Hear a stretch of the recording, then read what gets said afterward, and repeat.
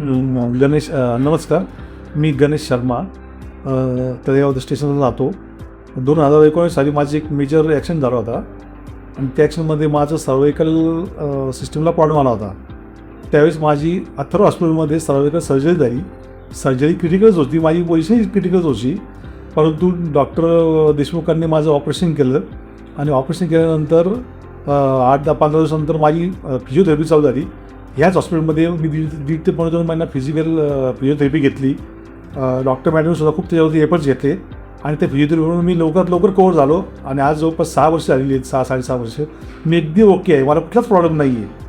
त्याच्यानंतर सुद्धा एकदम जेव्हा किरकोळ माझे प्रॉब्लेम झाले होते, पण आज मी ते सगळे या हॉस्पिटलमध्ये सॉल्व आहेत. माझी टोटल फॅमिली हॉस्पिटलमध्ये कायम असते. माझं मृत्यूप्रमाण इथेच येतो कायम. त्यामुळे हॉस्पिटलमधले सगळ्या सुविधा मॉडर्न आहेत सगळ्या आणि फिजिओथेरपी सर्व व्यवस्था चांगली आहे. स्टाफ वगैरे सर्व कॉपरेटिव्ह आहे आणि हॉस्पिटलमध्ये सगळ्या सुविधा आहेत. सर्व्हिस पण खूप उत्तम आहे. त्यामुळे हॉस्पिटलबद्दल म्हणजे खूपच धन्यवाद मानले पाहिजे. सध्या या हॉस्पिटलमध्ये आता नवीन प्रकारचं म्हटलं तर नी रिप्लेसमेंट सुरू झालेले आहेत पहिल्यापासूनच तसे तर, परंतु आता रोबोटिक सर्जरी व्हायला लागलेली आहे. सांध्यांचे काही आजार असतील वगैरे त्याच्यासुद्धा रोबोटिक सर्जरी होते आणि कमीत कमी पिरियडमध्ये आणि कमीत कमी दुखण्यामध्ये पेशंट चांगला होतो.